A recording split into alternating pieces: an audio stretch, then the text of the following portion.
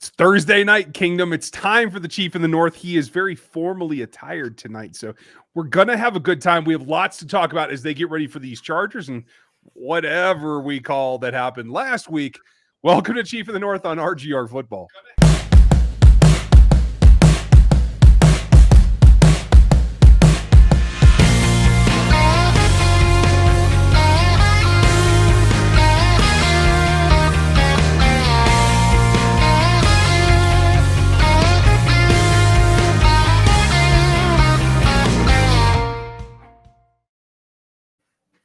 Hey. Oh, you all right?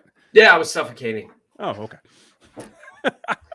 I don't even wear a suit jacket to court these days because they let you get away with it when you are when you're on Zoom.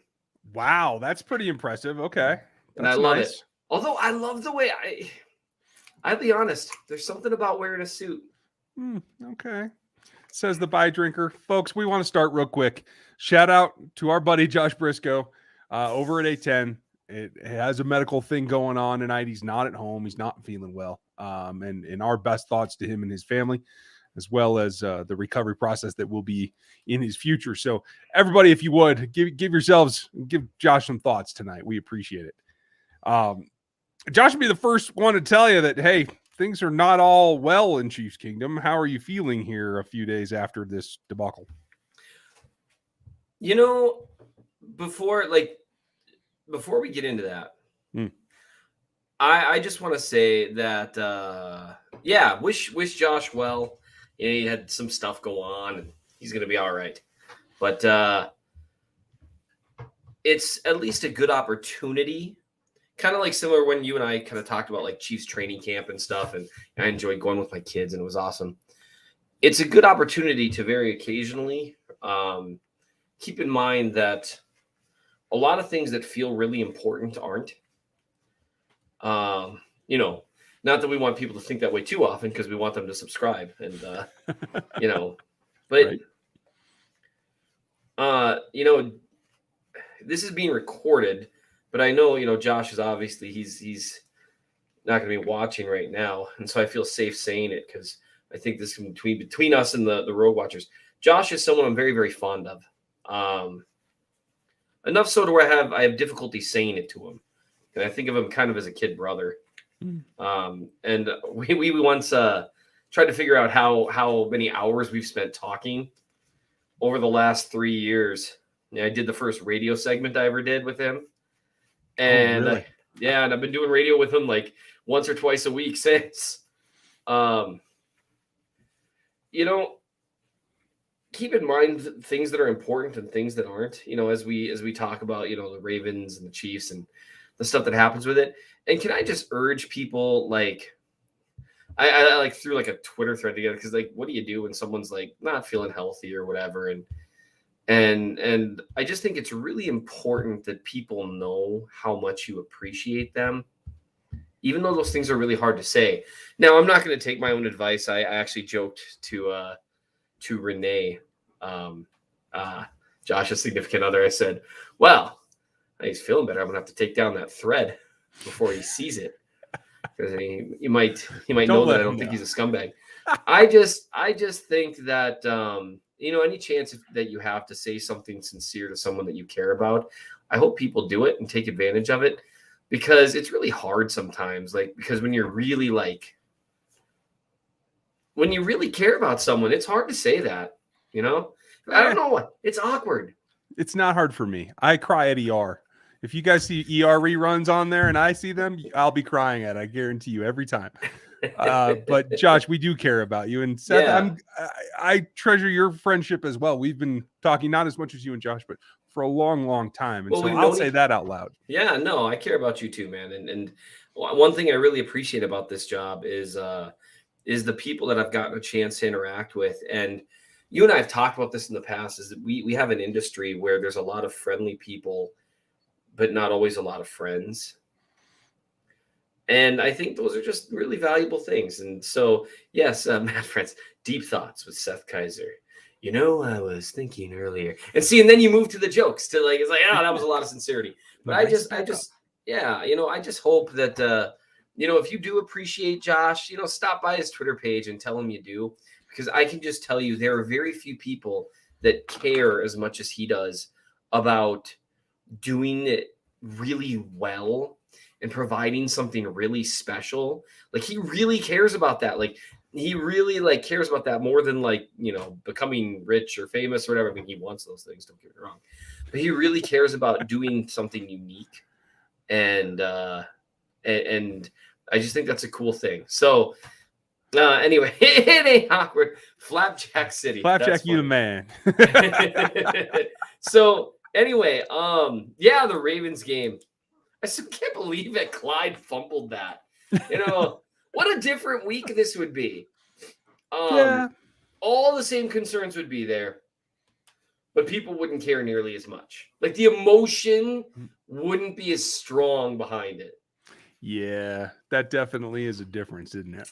Yeah. Well, and it would have added to the mystique, because I remember laughing because I tweeted, so the Chiefs got the ball back with 3 minutes left and 3 timeouts. And I was like, that's way too much time. Right. That's like, holy crap, Baltimore. What were you thinking? Too much time. And I couldn't believe it. I was like, oh no. And they only have 1 timeout left. I was like, no, this is bad. And then the ease with which the Chiefs, 3 plays, boom, field goal range. Really, 2 plays, they were in long field goal range. And there are very few things I trust in life more than Harrison Butker on a 55-yard game winner. Right. Extra point? Yeah, an extra point. I'm like, this is exciting. This is an adventure. A game winner, that dude's got ice water in his veins. And I love that. But I mean, it would have just added to the mystique, not just because they would have come back, but because of how easy it was. Like, you remember against the Raiders last year when they got the ball back down, and it was so bad. Like, you were just like, the Raiders just like, oh no, and that would have just added to the mystique that you really, to beat the Chiefs, you either have to insert all the things that happened with the Super Bowl or have the ball last. Yeah. And that pretty much would have been it. I forgot. Can hope that they fumble. And I've been frustrated by that all week. It's like, I can't believe he fumbled. I can't believe it. Can't believe Tooney gave up that kind of not pressure, but that he gave up that kind of penetration. There it is. Oh, that's the interesting thing. It isn't him that gave it up. You don't think so? I haven't even been willing to look at that play. I must have rewatched it 10 times. Did Brown miss a reach? I think so. Man, and let me just tell you, that's interesting. And I trust your judgment on it. As we talk about other things, I'm actually going to pull that clip up and take a look at that, because this is something that's interesting to me. And I was curious. I want to know your thoughts about this all week, because you're a pretty level-headed dude. It bothered me that they ran the ball there. Yeah. Not because I don't understand the idea of, hey, Baltimore's only got, a couple timeouts. We got to run the clock, yada, yada, yada. But they were on the 30. Mm-hmm. And they started to play for the field goal way too early. See, I didn't take it as that. I took it as Andy trying to be a trend buster. Because normally we'd see them pass, get into the red zone and bog down. So I took it as trying to pepper a few more things in there, try to keep it, a little bit more even in terms of distribution. I just think that at that point in the game, if you're not feeling 100% about running what looked like outside zone to me, and when you see it, you'll tell me. I'm looking right now. I felt like it was a tall order. If I remember correctly, according to my notes, that the guy that got loose was lined up either heads up or outside shade of Brown. And I don't think that was the last guy in the line of scrimmage. That's a tough call at that point in the game. I'd rather see them just run power that all these guys are, I think, better at right now, and just go north and south and get downfield. Well, and so here's what's interesting to me. So it was the defensive end, and I think there must have been some confusion of assignment because you ended up with Tooney initially going inside on the defensive tackle and Brown going outside. Even further outside onto a linebacker. Yep. So for a second, Brown was blocking two guys, and then Tooney tried to get over. It looks like that looks more like an assignment miss than an athleticism miss. And I agree. That brings me to an interesting thing regarding the run game. Mm-hmm. A lot of people have had a lot to say about the run game so far this year. I would just say that their issues with the run game look to be execution based and not inability based, other than the occasions where you'll see, I just don't like some of the things they're trying to do with Brown in terms of trying to reach. Mm-hmm. I just don't think he's got that kind of lateral agility. And I do agree with you. I don't understand why, with what we've seen from Humphrey, Brown, from Trey Smith, Lucas Niang especially, it's not like Joe Tooney can't block with power. That's not, his primary thing, but he's not, he's not Mitch Morse out there. He's got a little more power than Morse does. Right. And he's just a frame of reference I use for linemen who are really good but don't have much power. I don't understand why you're not getting more of that, man on man, that gap stuff, rather than some of this zone stuff. It's just not entirely working. And it's also not what Clyde is best at. And that's kind of, there's been some talk about that from analysts. I don't have the problem I have with it, honestly, is you've had three plays in a row where they've passed the ball well, they've spread everyone out, and Mahomes is clearly in a zone, and the Ravens clearly don't have an answer for it. And the line has played well, pass protection wise. Yeah, that's something that kind of has flown under the radar because of the disaster of the way that it ended, unfolded. Yeah. That the line by and large, while they've had some issues with execution run blocking, by and large, they've pass protected pretty well. Yeah. I mean, there's a straight pressure here and there. Obviously, Oweh made that play happen, and kudos to him. But, sure, it's definitely not, I think, anything to be concerned about like the run game is. And everyone's going to tell me, oh, Ryan, you talk too much about the run game. Well, folks, you lost this game because of the run game. And you failed to win it because of the run game. So, yeah, it matters. Well, but they failed to win it. Far be it from me. Oh, we're going to finally disagree about something. They failed to win it because they tried to overutilize the run game. Doesn't matter. You still failed because of it. Doesn't matter. You still failed because of it. Oh. See, and that's it. When you define the parameters of the argument, you get to win every time. Yeah. Well played. That's excellent lawyering. It just is one of those things where if you're not running the ball that well, stop running the ball on first and second down. And that's where I'm fully back in they should be throwing the ball 80% of the time, because the line, I like how the line looks in terms of pass blocking. I think Brown, I saw Brown catching some heat after the game, which I thought was interesting. And I went back and rewatched the first half. I was like, looks like he's doing well to me. So I don't know, but especially the interior, by and large, has provided better pockets for Mahomes to step up into and navigate within than I've seen in his time as a Chief. Yeah. As a trio, I think I agree. Yeah. And that's a big deal. And so to me, I don't understand. I get the idea. I like the idea, like a trend buster trying to mix things up a little bit. But man, too often I feel like if I'm Andy Reid and you've got Mahomes and you've got Kelsey and you've got Hill, and then you've got Hardman and Pringle, who both played well in limited roles. Pringle, shout out to Byron Pringle. He's a dude I'd love to look at. I got to look through my mentions and see what everyone wanted me to look at. But I think Dan already looked at him at least with one play. They've got guys that are performing in limited roles there. They've got a line that's pass protecting pretty well. This is the time to maybe just see how far you can push the envelope. Just find out. Because let's say they drop back to pass with Mahomes. I know he threw a god-awful interception earlier in the game.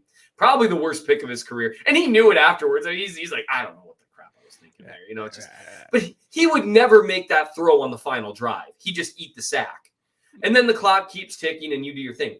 When Mahomes drops back to pass, you are much more likely for good things to happen, even if the blocking doesn't work out. Because Mahomes against pressure is more likely to scramble and make something good happen than any running back except like Jamal Charles and a few other throughout history if the run blocking doesn't work out. Yeah. His ability to make salad out of chicken is better than Clyde's, is basically what you're saying. Yes. And Clyde, there's a whole conversation to be had there. He's been fine, but not what we would hope for given his draft position and stuff. I don't know why they're not running any angle routes with him whatsoever. I know.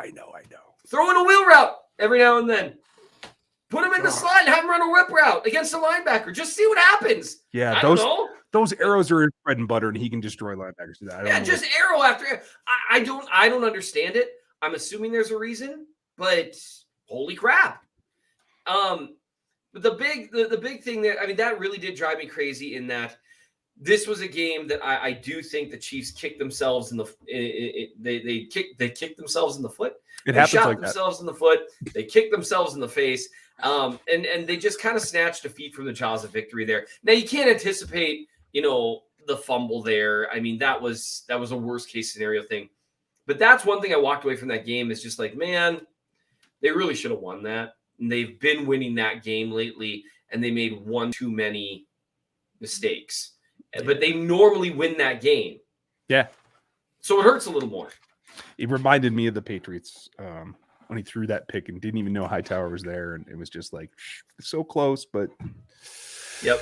We have some super chats. Congrats, Longmorn. 9 months a member. We appreciate that. You guys, if you want to become members, it's underneath Seth over there. And that's how you get all the extras.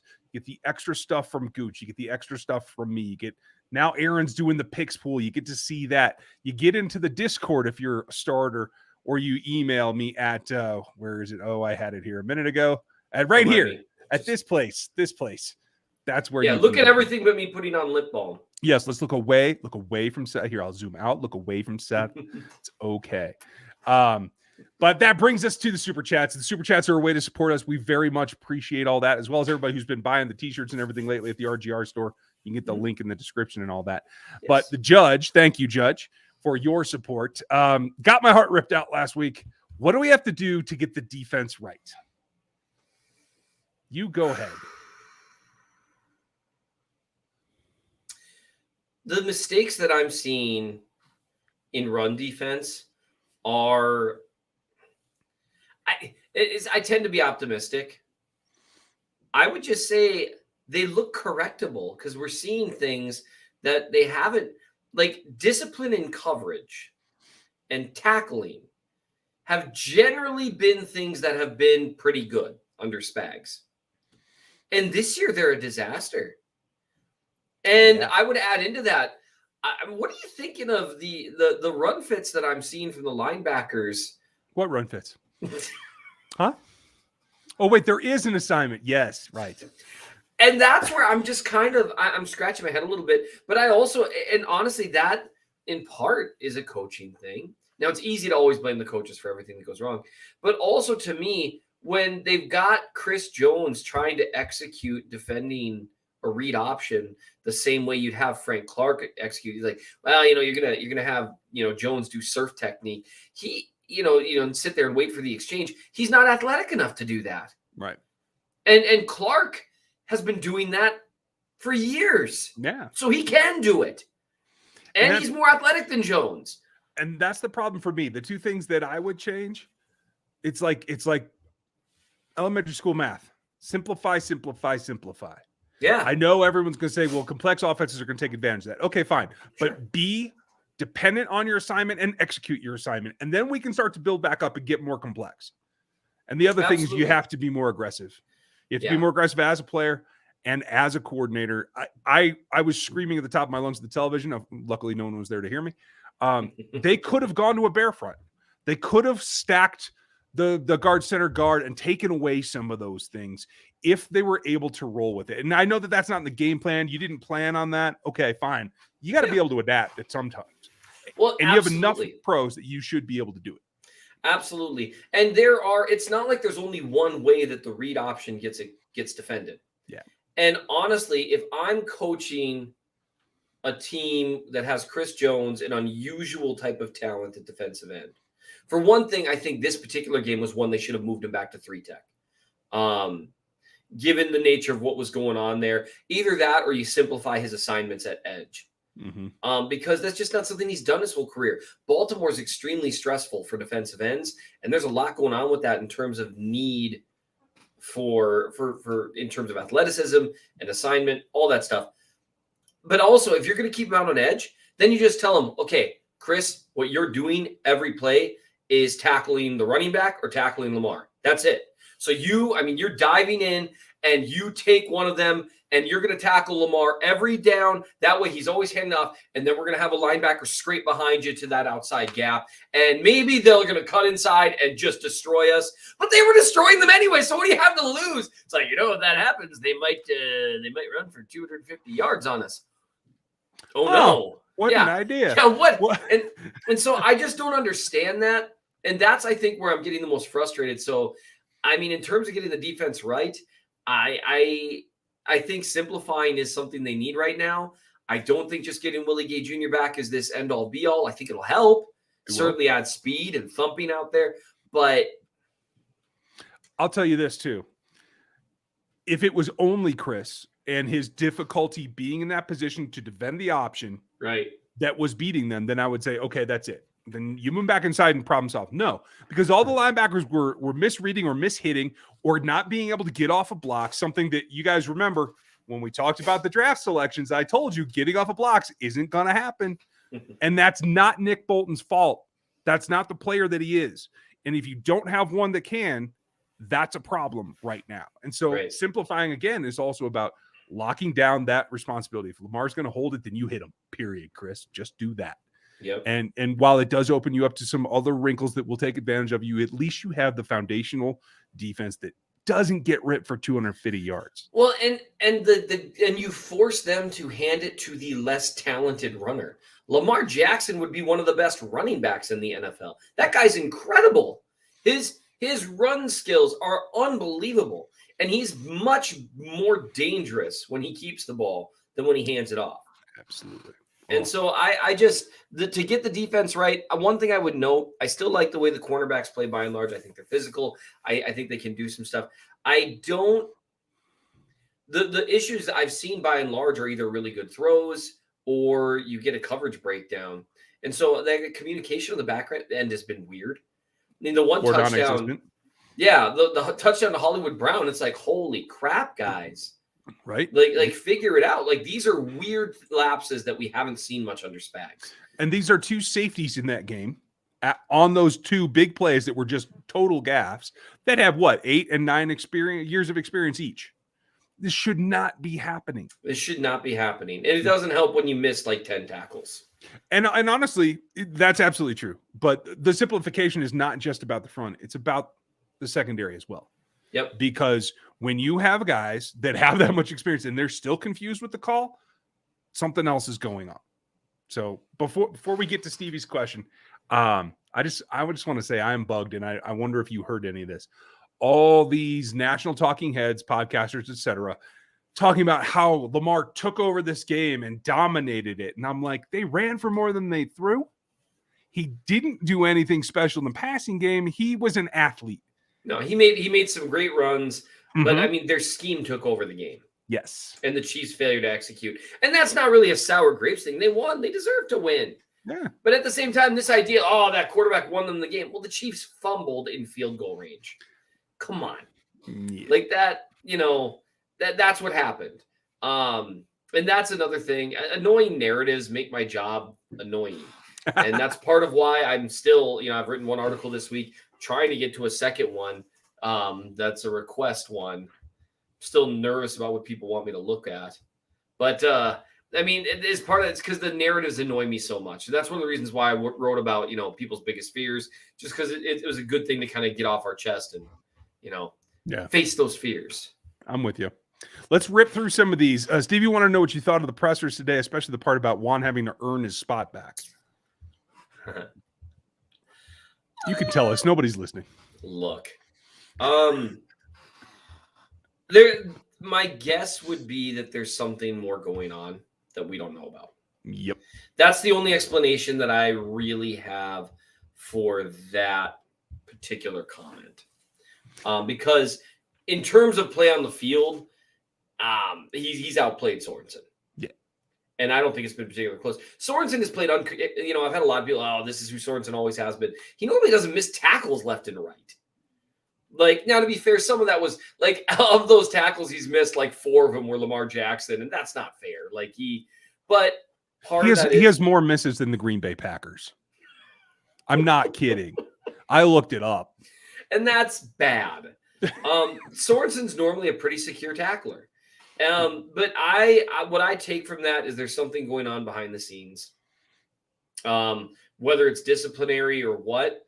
I've had some fans on Twitter mention me, well, I was at the game and he was doing this, that, and the other thing. I have no idea. It's not that I don't believe you. It's just, when I don't see something, I don't know. And we just never know what's going on in terms of communication with players. Yeah. But it feels like there's got to be something going on there, and they're trying to send him some sort of message. That was my takeaway too. It's one thing to say that in the meeting room. Hey, I don't like that you're doing this, or you're missing this assignment over and over and over. Or you don't have this. You got to earn it back. It's another thing to come say it at a press conference. Yeah, that to me is indicative of sending a player a more direct message. Yeah. And that's pretty much it. It's just one of those things where I don't really like it because I feel like has earned it back, but they must mean something else besides just on the field. I'm with you. Cole, I don't know that it determines the number 1 seed. I don't feel like anybody's going to be like, 16-1 or 15-2 this year. You know what I mean? So maybe it'll play a role, but I don't think it'll be the thing. Yeah. Who's even undefeated right now in the NFL? Like only 7 teams? I got nothing. I haven't even looked at other teams. Gooch said something. Thank you, Gooch, as always. Before we get into keys, why is Seth trolling us with Raiders colors that are 2-0 now, for the love of cheese? I'm not. This is red. Remember the old Pace Picani commercial? Get the rope. Shirt is red, my friend. Yeah, what? Gooch, you got to get those eyes checked, my friend. It's burgundy. It's burgundy. I'm Ron Burgundy. Yeah, that too. Scotch. But when you look at this here, in the AFC, there are only 2 undefeated teams in the AFC, and they're the Raiders and the Broncos. Right. Who, by the way, if the Raiders get their defense together, they worry me. They're doing some good things. And Teddy Bridgewater's playing well. Although it's worth noting, the Chiefs have given up 65 points. Good God have mercy. So we just don't know anything yet, but I would say the way the season started out so far makes the Chiefs, the Browns have lost a game, obviously. The Ravens have lost a game. The Steelers have lost a game. I'm not afraid of anyone in the AFC South. The Chargers have lost 1, and they've got a chance to beat them now. The Bills. So, all the teams that people think are threats for that number 1 seed have lost a game. It's just the Raiders and the Broncos. And so this should not be like the end of the line for them at all. Yeah, I agree. Eric, thank you for the support. Nothing against Clyde. 35 should have been more than enough. Why aren't they using Darryl late in the game to prevent, like in previous years? Honestly, it's because they want to show faith in Clyde and they want to get him going. I think that's the key of it. I don't think there's anything wrong with Darryl. I think they're just trying to make Clyde the feature without going to the strengths that he offers as a feature back. Yeah, I think I would argue I think Clyde adds more options on the field, but you got to actually utilize those options. Otherwise, you might as well have Darryl out there. Yeah. Yeah. I don't know. That's my only thought is I think they're trying to push him to become, and maybe he needs a little push too. I don't know. Being the tailback for a national championship college team, I think you shouldn't need that much of a push. But yeah, I don't think it's a motivation issue. They also don't run him north-south enough, and they're not throwing him the ball. Like the 2 things that he's best at, they're not utilizing for some reason. Fitting him into the game plan is not happening yet. So, yep. Thank you, Stevie. I'm glad that you agree. Tyler, purely based on playing time, does Thornhill qualify as a miss in terms of the draft? I would never base it just on playing time. If he doesn't get it turned around and he is a backup this entire season, you can start to have that conversation. You won't catch me saying that, though. What do you think, Seth? I think that it's hard to call someone a miss who can play well. You know what I mean? Mm-hmm. And so I have to see how this year plays out. I'm with you. Scott, is the rush defense doing bad because of the LBs, or is the line and edge rush? Yes. All of the above. Yeah, that would be accurate. It is everything right now. I mean, the front seven has been an unmitigated disaster against the run. They tightened up a little in the second half against the Browns, but also the Browns just kind of didn't go to it as much. They kind of got a little panicky and started really, leaning on Baker Mayfield, and that did not end well. Yeah.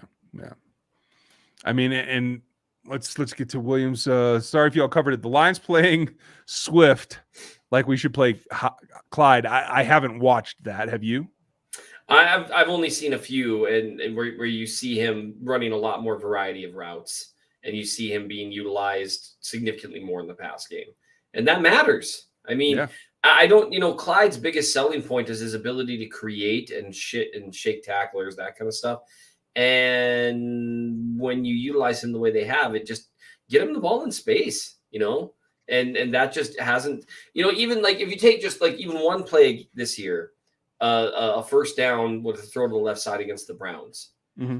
Once he's up against secondary players, he shakes tackles and falls forward and gains extra yards virtually every time. And it's just fascinating to me that they haven't placed more of an emphasis on that. Yeah, I agree.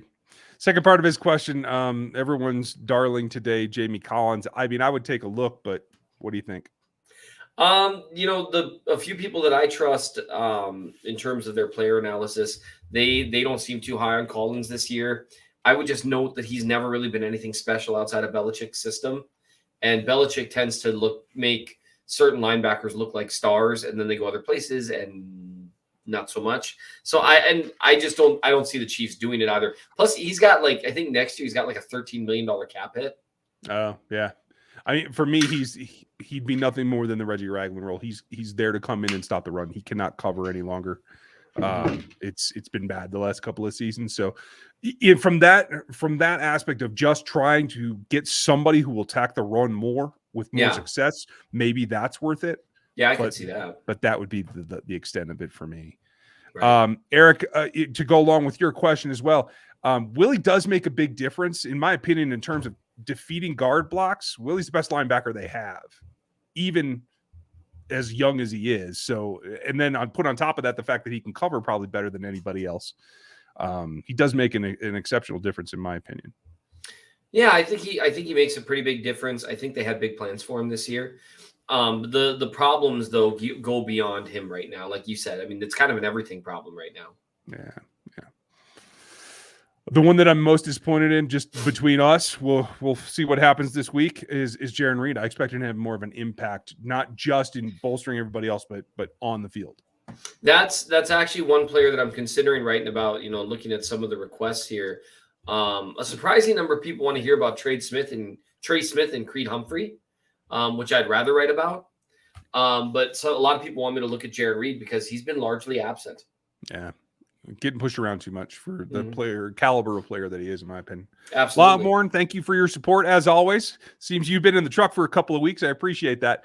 I think Seth and I won't speak for you, but I do feel like the O-line is in a good spot. I won't say that they've gelled completely. I still expect, Bills game-ish is when they're going to hit their peak and really be a 5-man unit. What do you think, Seth? They've got a ton of growth. I mean, you're talking young guys. I mean, the center to the right side. I mean, these are guys seeing this all for the first time. And so far, they've looked pretty good. They actually haven't been – I expect them to struggle a little more in pass protection than they have early on. And so that tells me there's a good ceiling there. It's always dangerous to project continuous improvement. But so far, I'm pretty happy with what I've seen. Yeah, I hear you. I'm right there with you. Thank you, Longmorn. Tatum, thank you as well. What's the deal with them playing Sorensen over Thornhill? From everything that we gather from comments is that there's some assignment issue, something going on that they're not happy with, and that seems to be it. Yeah, and it's impossible to know. That's a behind the doors type thing. Yeah, we won't know until they tell us. William, thank you for your support. If offense is keeping the KCD in base package, why not replace Neiman with Matthew as an outside linebacker in the base package? And Sorensen and Thornhill could be the safeties. Because if you're assignment based and you're an outside linebacker in the base, then you have to take on blocks, and that's not what Tyron does. Correct. And that's not what Neiman does either, honestly. Unfortunately. Honestly, I think I like Matthews' chances better of slipping the block. Slipping, yes. but I mean, that's not the job there. The job is to take it on. That said, let's face it, DJ, for as great as he was, it didn't matter what that dude's assignment was. He was slipping that block. And that's why occasionally you'd see something go by, but 99% of the time instead, it was, God, I miss that guy. Man, like he's a player. He's one of a handful of players. If I got to pick any Chief from any era and pluck them onto this team, I think DJ would make as big an impact as a lot of other players at positions people might be more likely to pick. Yeah. Because of that vast skill set. Yeah, I hear you. Cole, I don't know if Amari Cobb comes back. I hope so. I think he has the athleticism they need. Can he win one-on-ones with guards? I don't know. I'd have to see him do it. I didn't see much of that in the preseason, so it's worth a roster spot. I believe they have an open practice squad slot. So, Gooch, thank you. As always, I hope that you're home or you're probably on a plane somewhere, knowing you. Bolton was the second leading tackler on the D in that game. And as a rookie against that complex running game, it's actually admirable if you ask me. That's fair. He put up a lot of numbers. He also missed, I won't say as many assignments as he made plays, but it's getting there. I'm going to reserve judgment on Bolton. Okay. He looks like he has limitations that we thought he might. And I'm curious whether those are things he's going to be able to cover. Very physical. Obviously very physical, hits hard, plays, he finishes plays well. I'm just curious if those limitations are going to be genuine limitations in the sense that they are for like Anthony Hitchens, right? He just doesn't look comfortable in coverage to me either. That might come with time. Yeah, just second game rookie. Absolutely. I was a guy who had him as a low third rounder. So he was taken. And folks, by the way, if you like Draft Talk, I did take over the NFL draft show on Locked On, me and Eric Crocker. So if you'd like to check that out, please do, because I'm going to be a little bit ahead of where I normally am on prospects when it comes down to the end of the season. But I thought he was a third round grade for me. And I felt like his instincts made up for a lot of like physicality things that I thought might be limitations. And quite frankly, he's outplayed my expectations for them as being a rookie at this point. So I'm very happy with where Bolton is. And it's funny because I'm getting all kinds of stuff from people everywhere about how I'm too much defending him now when I got static for, being down on him too much in the draft cycle. That's how you know you're doing it right. Well, in Alex Smith's heyday as the Chiefs starter, I had one group of people screaming at me that I was, an Alex Smith apologist, and I had another group of people screaming at me that I was so mean about him, and so that's how I figured I'm probably about where I ought to be. Okay, well done, William. Thank you for your super chat support. We appreciate it. Specs comments on Juan. Seems like he only wants him to be a 3 safety player at this point, or playing single high. Should or can Juan be taking all of Dan's snaps? No.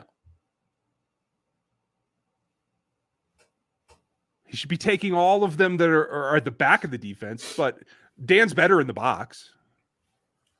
When he tackles. Right. Yeah. When he plays his game, he's stronger at the point of attack. And generally he does. I'm curious about Sorensen bouncing back here a little bit. One thing I have to keep reminding myself is it's so easy to get so wrapped up in what you see in the first month of the NFL. And by and large, by the end of the year, a lot of it ends up just being static.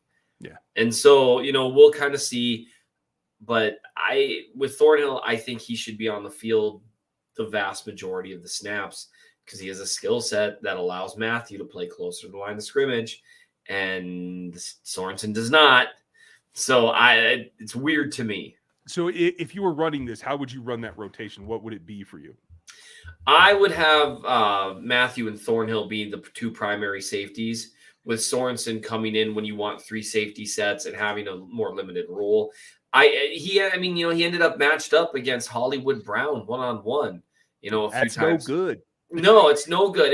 Against Mark Andrews one-on-one. Sorensen cannot cover tight ends or wide receivers. He cannot do it. That's not his skill set. It never has been. It wasn't last year. You know what I mean? Like, and that's where it's frustrating for me is having that guy as your second safety means that sometimes he's going to end up in those matchups. I'm comfortable having Thornhill cover Hollywood Brown. It's still not a great matchup because it's a receiver versus safety. But let me tell you, he doesn't need to give such a cushion that he gets beaten shallow easy because Thornhill can run with Hollywood Brown. Right. Sorensen absolutely can't. No, I agree with you. He can't really run with Mark Andrews. And that's just not who he is. That's never been his game. When you saw him make a big play in a twist blitz with a linebacker, that's Dan Sorensen's game. When you see him, playing the middle of the field and he comes up with a tipped pass as an interception, or he actually will jump around every now and then, that's Dan Sorensen. That is Sorensen's game for sure. Matching up on wide receivers is not. Oh, make it stop, Spags. Make it stop. A lot of people asking about if Juan has teammate issues. I don't think so. And quite frankly, with Tyron in his corner, I will never think that because Tyron will be the first one to say, you push those other guys to make them better. Yep. You don't lay back and let them make mistakes and not call it out. Mm-hmm. Absolutely.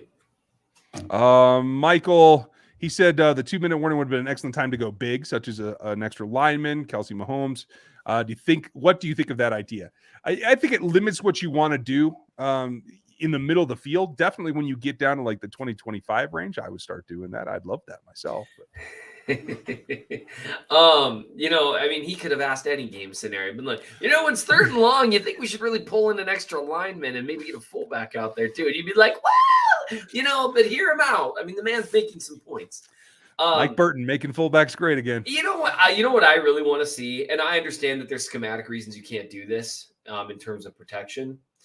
As the line continues to gel and the interior shows that it can do some things, I'd love to see the Chiefs running more empty.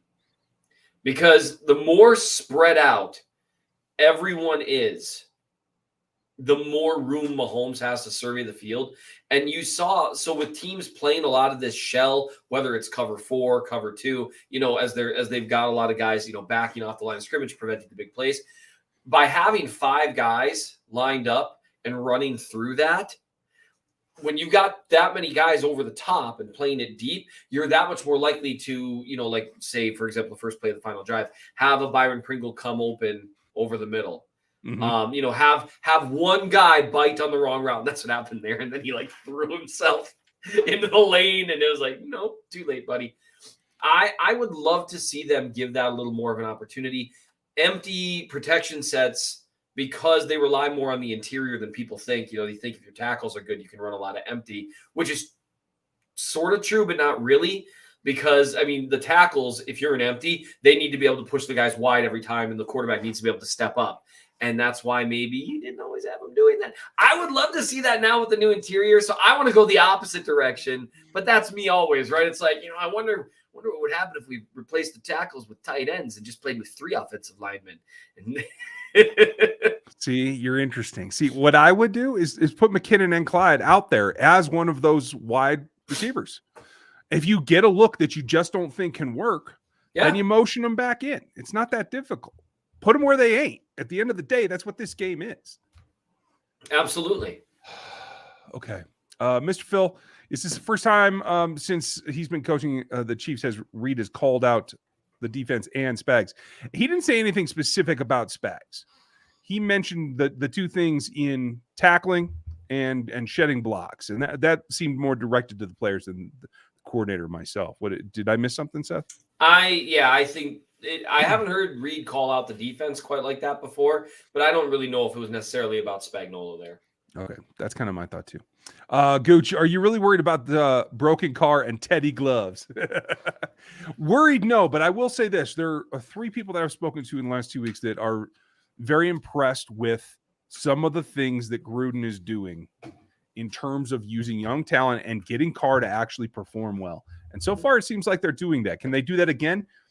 They only beat the Chiefs last year because of 2 blown plays by the safeties, one being Sorensen, one being Matthew. If they don't do that, then it doesn't happen again, in my opinion. Yeah. Okay. I mean, in terms of being worried about them, I would just say the Raiders have given the Chiefs problems the last couple of years, and their defense looks like they're playing well, or better at least. Better. They're not a dumpster fire, and we'll see how Spags does against Gruden and Carr, because last year they lit them up twice, and it was only because Mahomes is a demigod that they won one of those games. So.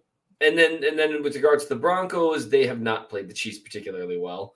The defense has done all right. Fangio's a good coach, and they have talent. So, I mean, and I've always liked Teddy Bridgewater. It's hard for me to believe that it was like the 2014 draft now. We're going back that far, 2015. Crazy. I've always liked Teddy, and I've always thought he's got a good mind for the game. He just kept getting injured. And so I'm not surprised that he's doing well in that offense.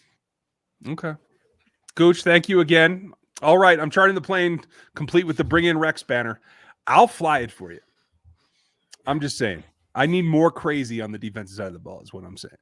More just, you know what? Let's just go get him. At the end of the day, I'd be okay with that. Hey, Danilo's back. Why not kick the tires on 28-year-old Bernard McKinney? Big guy and 101 tackles in 2009 and so on. I mean, yeah, again, in that role where he is the guy that you bring in against the running, obviously not a starter, no. But in that Raglan, hey, we got to stop the run role, I could see that as well. I just don't know if they feel like he's a fit. Do you have a take on that, Seth? I mean, you could try to line him up in, like you said, like that Raglan Sam role at times. But I don't know if that's the direction they're looking to go with the defense right now. It is worth noting that, I mean, if teams are going to intentionally try to, keep them more in base, I would say that I think they've missed this year and last year. I think they missed Reggie Ragland in those situations. Because let me tell you, I mean, he was I don't want to overstate his role on a Super Bowl winning team, but against teams that tried to keep the Chiefs in base and bully them a little bit, Reggie Ragland was like having an extra very strong edge out there. Yeah. And he, at that Sam spot, he held up very strong against the point of attack and shut down more than a few options for teams. And so, maybe grabbing a guy who could do something similar, because right now they don't have anyone like that on the roster. And so that as well as like, yeah. So maybe I wouldn't completely hate that idea, but it's just I don't think it's the direction they're trying to go. But I mean, if teams keep trying to go this route of, I think we're maybe starting to see that, teams trying to line up in 12 and 13 more to adapt to all the dime and nickel defenses out there and put them out of their comfort zone. That could be an answer for it. Yeah, it definitely could. Let's see, a couple of guys, Lance, Avery. I think we both agree we need more Pringle in terms of a snap share. Mm-hmm. Yeah, you're with Absolutely. that? Okay. All right. Absolutely. And Avery, Deshaun Watson hasn't taken the step that I was expecting so far this season. What's your thoughts? I think it's because they played two run-heavy teams right out the box. I think he will make that step, and I think the pass game's more where he can make an impact right now. I think so too. He was always going to need to show mental development in terms of recognizing things faster. And you and I talked about this before the season, is when Wharton is playing against the run and he knows he's playing against the run and he's clear on his assignment, he's actually pretty strong at the point of attack for a guy that looks narrow. He plays heavy. He's not easy to move. It's just he doesn't recognize blocks like where they're coming from. Yeah. When he's got like a combo block or a double team or something like that. Yeah, I'm with you. And so I think that's always going to be a tough thing to tell. And the Browns and the Ravens run the ball so well. So I will see kind of where it goes. This will be a good week against Herbert because that offensive line has been playing really well for the Chargers so far. And this will be a good week to maybe he'll get a chance to rush the passer a little bit more. Yeah. Be careful of Austin Eckler, though. He's had some big games against this team in recent years. So, man, that dude scares it's a different kind of run game that they have, though. So I agree with you. I'm looking forward to that. And, guys, I'm sorry to be distracted. It is my anniversary tonight. So when the wife texts today, she expects me to look. So, yeah. Eric, if Thornhill can't fix whatever the issue is, just remember the name Juwan Brisker. I don't remember that name off the top of my head, but now you're making me nervous. Let's go with Juan's going to get it corrected, whatever it is. Yeah, he's fine. Judge, thank you. There's no money in radio. Someone start a GoFundMe for Brisco. I'm too lazy. if someone decided to start a GoFundMe for Brisco, I'd throw in some money to that. I'm not sure he necessarily would want that, if I'm being perfectly honest, because he would just say, I'm sick. I didn't have like a, right. Whatever. It's not a. Yeah, I didn't get fired or something. Although, I don't know, medical bills can be tough. I don't know what his insurance situation is. And so, if someone were to start that, I'd throw money at it. Yeah, I would too. If somebody wants to do that, please let us know. You can hit me at this email address here, and we will coordinate from there. And Seth, you can find over here. See how I did that? Nice. That's where all the sub-stackageness happens. That's all the sub-stackageness is where the stacking of subs occurs. Right? That's it. D Money, thank you for your support. Spags at some point needs to let his pride go and play the best players and let them all go on the attack. And I agree with you. I think that is the key to getting this defense going. Like, give it a jump start. Let them just ball out and attack. I think that will help myself. I think, at this point, I don't know what you're risking, although they've been blitzing at a fairly decently high rate. And so I do think the simplification form of attack is really the direction to go. Is just, okay, we are going to just get back to basics, because Spags loves to fiddle around with stuff, and maybe at a certain point you get diminishing returns. Let me check real quick. I want to see how much they blitzed last week, because I didn't get that impression that there was that much pressure. Hold on. So they Lamar, didn't get much pressure. No. They blitzed 13 of 28 dropbacks for Lamar. So that is a healthy bit. I am incorrect there. And I wonder if I'm kind of wondering if that's like an issue. I'm curious what some of those blitz looked like, because sometimes you've got run blitzes as well, and that might have been part of it too. Trying to simultaneously shut down a running lane while he kept it, so now we're blitzing. Yeah, I'm with you. Jake, if we make it to Tampa Bay in February, do you believe that our line can contain Tampa's front seven? I think they're much better adapted to doing that now than they were a year ago. Yeah. I like Orlando Brown against their edge rushers. They don't have any pure speed guys. At least I'm trying to JPP isn't a pure speed guy at all. And Shaq Barrett can get off pretty good, but he's not. Yeah, but he's more of a combination technique type guy. I like that matchup. Vita Vea scares me. Yeah, man, that guy's a monster. Trey's got to move his feet when they play.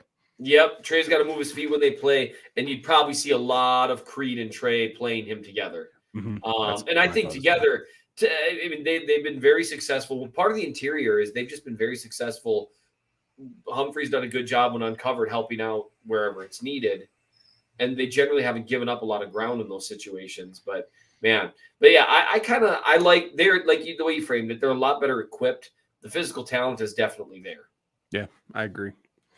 Stevie, thank you, of course. How will we know how much of a coming improved result on the D is their actual improvement versus not playing teams that have really high caliber running games? And I'll tell you, well, you watch the film, if you're not blowing assignments and you're in the gap that you're supposed to be, you know that you're doing it better. That is fair. Because you can watch for that stuff. Getting beaten by a good line that happened at times against the Browns, that's going to happen. Sometimes Wyatt Teller is just going to throw you to the ground. Sometimes that's going to happen. But yeah, the biggest thing to look for is what you're saying is you look for obvious gaps being missed. And you always want to be careful to say, oh, well, look what I saw, and you throw blame because you really don't know what they're calling because coaches do weird stuff all the time. But, when you've got obvious gaps, the easiest one to think of in history is the Nick Chubb touchdown, where it was like, where'd who go? Yeah, that it's so rare to say that I could have gained 5 yards on a run play. Now, I only say because he gained like 20 and scored a touchdown. I think I could have maybe gained 5 yards there. You're quicker than me. And then I would have died. because I mean, seriously, guys, it's so scary down there. But I that's the main thing to watch for is those obvious lapses where it's not necessarily a guy getting beaten off the line, or maybe even not even necessarily a missed tackle, but guys genuinely missing assignments. And that's the other obvious one though is missed tackles, because that's been a problem. Yeah. If you get a game where they only have a couple of those, now we're cooking with gas again a little bit. Thank you, Avery. I'm going to get out of here in just a couple of minutes. I appreciate it. Yeah, you are. Holy crap. What is wrong with you? She's a good sport. Yeah, exactly, Holly. My wife is a Broncos fan, you guys. If you don't know that, the Rogettes know in the Discord. So you got to love her anyway. At least I do. Stevie, thank you very much. Steaks. That's a good idea. That is a good idea. We were going to a wine bar tonight. My wife's a big wine fan, so we'll check that out as well. Now we know why Ryan is able to, it's a give and take in a relationship. Absolutely. You give money and take some time to talk about the Chiefs, right? Hey, and Stevie got his confetti. Thank you, Seth. Good. Well, hey, I appreciate you, Stevie. You're a good guy. I don't care what Ryan says about you. Ingesting it wasn't the best idea, Stevie, but it's fine. Those aren't regular sprinkles. Yeah, now it's part of you forever. Right. Not forever. Yeah, no. Yeah. You'll absorb a few molecules, I'm sure. Yeah, exactly. You will. Your body will absorb a few molecules, and you will be able to say you have part of the Chiefs Super Bowl win, part of you together forever. Or you could try to have it embedded into your skin or something. I don't know. None of these are good ideas. No. Listen, counselor, we'll get to your concepts here later. Miss Holly, thank you very much. I appreciate that. I know the missus will as well.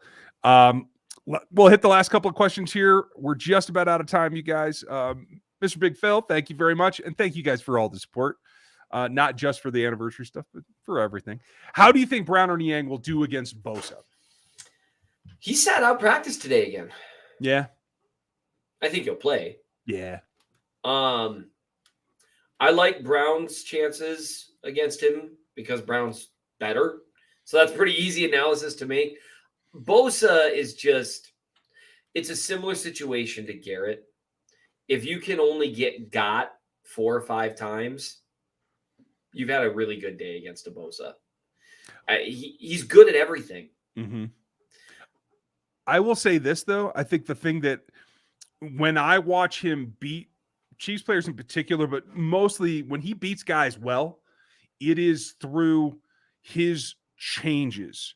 He starts outside and comes inside. He doesn't spin a whole lot. He's able to cross guys' faces without having to give up his back and get pushed around. So for me, as much as I think it's dangerous and I think that they will try to line him up on Lucas Niang all day long, I think, again, we went back to what we talked about last week. Orlando wins from the waist up.